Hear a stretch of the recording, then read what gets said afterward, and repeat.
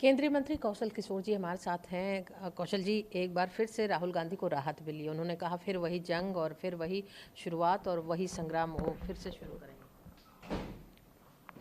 वही जंग वही संग्राम अगर शुरू करना चाहते हैं तो इसका मतलब है कि अपनी भाषा और बोलचाल में परिवर्तन नहीं लाना चाहते राहुल जी। क्योंकि सुप्रीम कोर्ट ने जब तक कि केस पेंडिंग है तब तक के लिए उनको राहत देने का काम किया है, स्टे किया है उसको। और जो भाषा है या बातचीत का जो उनका तरीका है उस पर सुप्रीम कोर्ट ने एक तरीके से उनको चेतावनी देने का काम किया है कि उस पर उनको कंट्रोल करना चाहिए। लेकिन अगर इस पर वो कंट्रोल नहीं करते तो एक राजनेता के रूप में कांग्रेस पार्टी के वर्कर भी उनको स्वीकार नहीं करते हैं। कुछ लोग उनके पीछे पीछे घूमते रहते हैं, बाकी जनता तो एक्सेप्ट कर ही नहीं रही है। और उनकी पार्टी के वर्कर और वोटर भी उनको एक्सेप्ट नहीं करते। उनकी इस भाषा शैली से कांग्रेस के लोग खुद परेशान हैं। कांग्रेस कह रही है कि सत्ता पक्ष इस बात को लेकर खुश था कि राहुल गांधी रेस से बाहर हो चुके हैं, लेकिन एक बार फिर से राहुल गांधी वर्सेस मोदी होने जा रहा है 2024 में। कोई राहुल गांधी वर्सेज मोदी नहीं होने वाला, कभी भी होने वाला नहीं। मोदी जी ने जो कर दिया वो कभी राहुल गांधी सपने में सोच नहीं सकते। मोदी जी ने 80 करोड़ जनता को मुफ्त में राशन दे रहे हैं। मोदी जी 50 करोड़ जनता को मुफ्त में इलाज दे रहे हैं। 9 करोड़ 60 लाख महिलाओं को गैस सिलेंडर चूल्हे मुफ्त में दे देने का काम किए। 10 करोड़ किसानों के खाते में 6-6 हज़ार रुपये साल में जा रहा है। 3.5 करोड़ लोगों को आवास दे दिया।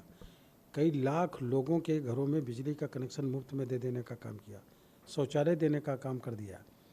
ये जो मोदी जी ने कर दिया, इसीलिए तो कांग्रेस और विपक्ष उनको हटाने की बात कर रहा है कि गरीबों को ये सुविधाएं क्यों दे दी। गरीबों की दी गई सुविधाओं की वजह से कांग्रेस परेशान है, क्योंकि वो सत्ता में रह करके कभी गरीबों को सुविधाएं देने का काम नहीं किया। न बिजली दी, न कनेक्शन मुफ्त में दिया, न सुविधाएं दी, न आवास देने का काम किया।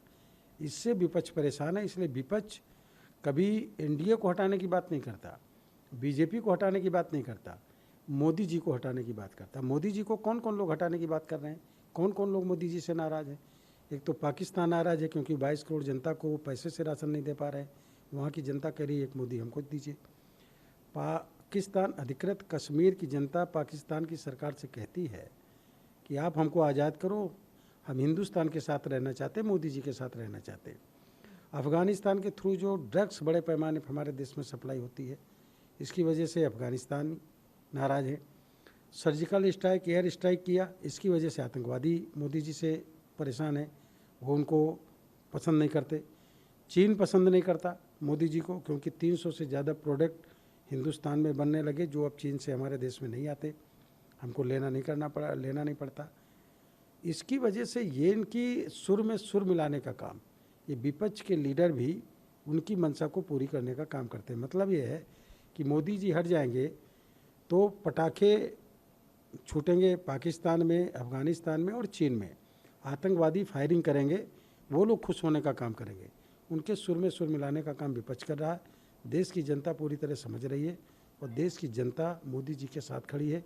फिर से तीसरी बार मोदी जी की सरकार बनी। तो क्या आप राहुल गांधी पाकिस्तान और चीन को एक ही पंक्ति में देखते हैं? जो राहुल गांधी बोल रहे हैं, जो विपक्ष बोल रहा है, वही तो चीन पसंद कर रहा है, वही पाकिस्तान पसंद कर रहा है, वही आतंकवादी पसंद कर रहे हैं, वही अफ़गानिस्तान पसंद कर रहा है, वही ड्रग्स बाहर से ला करके सप्लाई करने वाले लोग पसंद कर रहे हैं। तो सुर में सुर किसके मिल रहे हैं? किसकी इच्छा को पूरी करने का काम विपक्ष कर रहा है? एक सवाल मंत्री जी, सुप्रीम कोर्ट ने गुंजाइश नहीं दी है कि अपील भी कर सकते हैं आप लोग, तो क्या ये जहां उन्होंने विपक्षी पार्टियों ने आरोप लगाया था कि राहुल गांधी का जैसे ही निष्कासन हुआ उन्हें लोकसभा से निर्वासित कर दिया गया, मकान छीन लिए गए, आनन फानन में सारे डिसीजन ले लिए गए, अगर चाहती तो सत्ता पक्ष इंतजार कर सकती?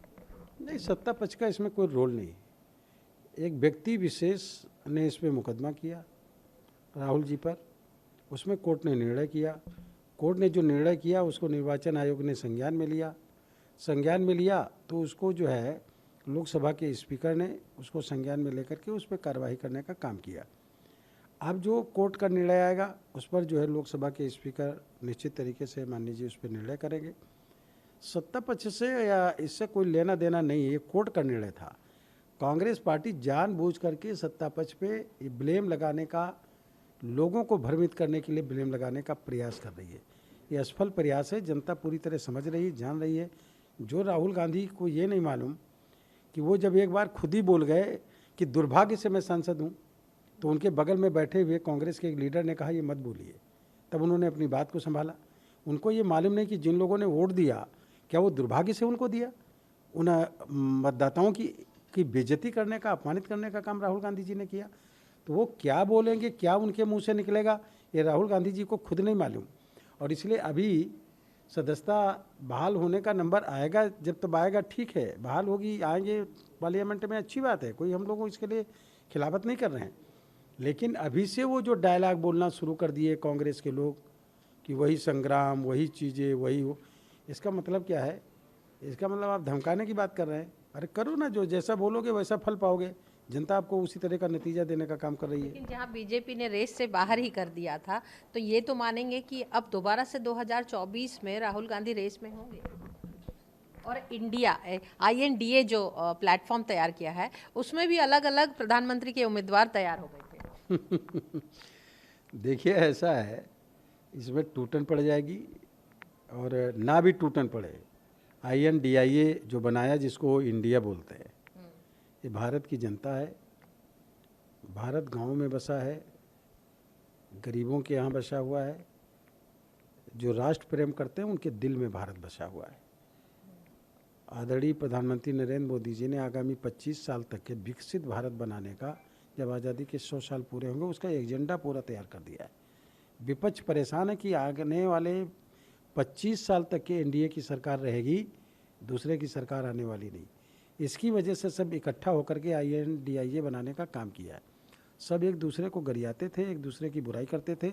अभी सभी आपस में फिर से लड़ेंगे, और आपस में लड़ेंगे, ये जितने मजबूती से एकजुट होंगे, इनका 20 से 25% वोट विपक्ष का, वो कार्यकर्ता इनके साथ नहीं जाएगा, वो भारतीय जनता पार्टी के साथ खड़ा होगा, इंडिया के साथ खड़े होगा, और बीजेपी को पिछली बार से ज़्यादा सीटों से मोदी जी के नेतृत्व में सरकार बनाने का काम करेगा। एक आखिरी सवाल, आप चूंकि उत्तर प्रदेश से भी हैं, ज्ञान व्यापी मामले में जो मुस्लिम पक्ष हैं वो फिर से अदालत में, और उन्होंने मांग की है कि जो सर्वे कर रही है ASI, उसे रोक दी जाए। अगर देखा जाए तो अभी तक में कई ऐसे सर्वे में चीज़ें मिली हैं जिससे कहा जा रहा है कि वहाँ पे मंदिर के अवशेष थे। तो क्या लगता है ये मुद्दा कहीं ना कहीं राजनीतिक होता जाता है? देखिए, राजनीतिक मामला नहीं है, ये कोर्ट का मैटर है। वहाँ पे ASI को जो कोर्ट ने निर्णय दिया है कि आज आकर के सर्वे करिए, सर्वे में चाहे एक पक्ष हो, दो पक्ष, दोनों पक्षों के वादी, प्रतिवादी और एडवोकेट रहेंगे, वकील रहेंगे, उनके पक्षकार रहेंगे, साथ में उसकी वीडियो रिकॉर्डिंग होगी। तो सच को सामने आने दीजिए, सच सामने आना चाहिए। सच सामने ना आए, ASI की सर्वे पर रोक लगाने के लिए कोर्ट जाना, फिर सुप्रीम कोर्ट में जाना या मांग करना, इसका मतलब है सच से एक पक्ष घबरा रहा है, वही इस पर रोक लगाने की बात कर रहा है। दूध का दूध, पानी का पानी हो जाने दीजिए।